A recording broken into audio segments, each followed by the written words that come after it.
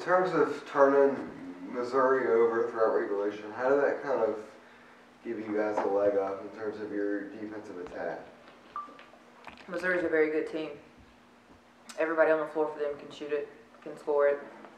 They know what their roles are, and they do it well. And so our only chance to bother them was to apply defensive pressure. So that was one of our keys to the game. We felt like that was one area where we could possibly just slow them down a little bit and make them a little uncomfortable. And it worked in our favor. Hugh and Haley obviously had a really big game, and it seemed like throughout, like before the fourth quarter happened, it seemed like the majority of the points were coming from them, and it seemed like a lot of their points were coming just through slashing to the hoop. Was that like a big emphasis you tried to focus on? Well, Missouri does a good job of playing scouting report defense, so we knew they were going to play off of Haley Clark. Didn't know how they were going to guard Q, but we prepared both ways, and you know, Haley knew that's how they were going to guard her, so she did a really good job of shooting rhythm shots and then picking her moments to get to the rim, and same thing for Q. Q's, you know, she was due for a big game. She had some really good looks in past games, and shots that she normally makes weren't falling for her, but, you know, give her credit for staying the course and leading us in scoring tonight.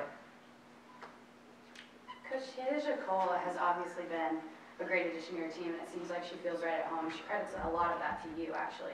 How would you describe the way that she's fit in with the Lady Bulldogs and how important she is to the team now? Yeah, so Taja really took advantage of last year. When she came in, she learned our system, she learned our style of play, and more importantly, she learned the players on this team. She knows, you know, what Mac's capable of. She knows what Kalai is capable of. Taja is a player that on any given night can go for 20 plus points, and also on another team would probably be the main focus of the team. And so for her to sacrifice that in order to lead our team and put our people in the right position to make plays, you know, I have to give her all the credit for that. She will do whatever it takes for this team to win. If that's her scoring, she'll score. If that's her getting other players the ball, she'll do that. If that's her playing great defense like she did tonight, she'll do that. You know, her thing is always, Coach, I got you.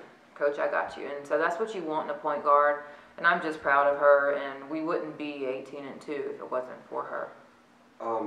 Coach, I was talking to both Taj and Haley, and they have both said that they kind of noticed that this team might have been special in the preseason, kind of leading up to the opening games. Is there anything that you kind of saw that was unique about this team during that period of time? Yeah, so we knew based on what we had returning and then the signing class that we were bringing in that we had talent. But talent's not enough. Mm-hmm. You know, we knew that they had to have the right chemistry, they had to gel, they had to buy into what it was we were asking them to do. And that starts in the recruiting process. You know, we pride ourselves on recruiting young ladies who fit. And if you don't fit, you don't come to Georgia. And the ladies we have are the right fit. And so because they're the right fit and because they're good young ladies who want to do whatever it takes to help this team win, the chemistry is off the charts. They don't care who gets the credit. They don't care you know, who is leading in scoring. That's not what this team is about. And you can see it when they play. You can really see it if you're ever around them off the floor. They love each other. And that's why we're successful. And then also to kind of follow up on that, I mean, how do you kind of find that balance between keeping this team kind of level-headed through the SEC play, but also kind of realizing that this team could go far and kind of continue the legacy of Georgia basketball? Yeah, well, that's what they came here to do. We're not shocked at our record. I think other people are. We're not. So, you know, for us, it's to continue focus, it's to stay on the course that we're on. But I don't, you know, we're not getting caught up in what's happening now because this is what we thought we were capable of. So I think everyone else is shocked, but we're not shocked at where we are. Bob, how are you doing? Great, yeah. Good to see you. Haley was saying that although you haven't made many references to being back in the top 25, but you do talk about Georgia's history and the heritage here.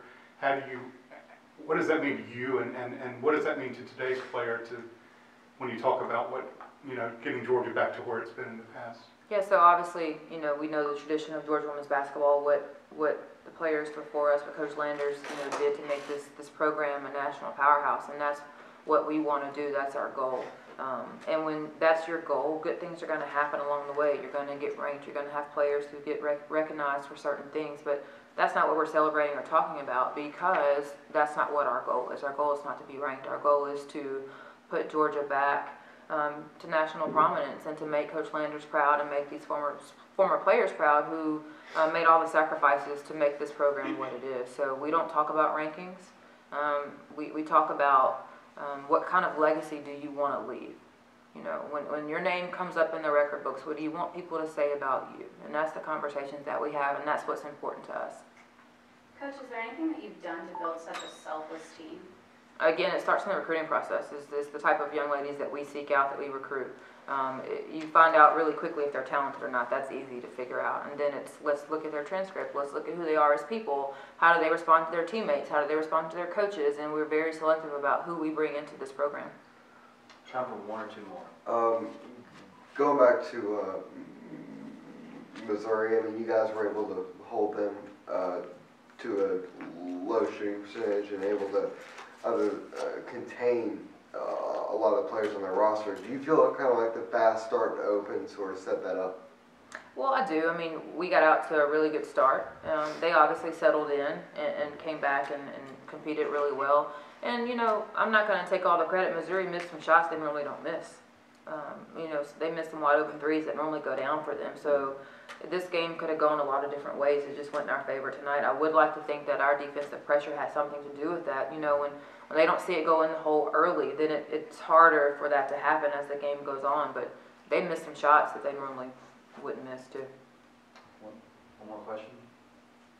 Y'all never trailed through the entirety of the game. It kind of seemed like they would never go away. Was it ever hard to kind of keep your players' heads up and to say, like, y'all are still ahead, like y'all are doing everything right? It's the grind of the game. We knew it was going to be a close game. You know, every game you play in this league is going to be that way, or can be that way. And so I think we expected it. Yes, at times is it, oh my gosh, of course. You know, it's the ebb and flow of the game. But for the most part, our players expected this type of game, back and forth, and we just kept saying, get a stop, you know, get another stop. Let's extend this lead a little bit so we can have some breathing room.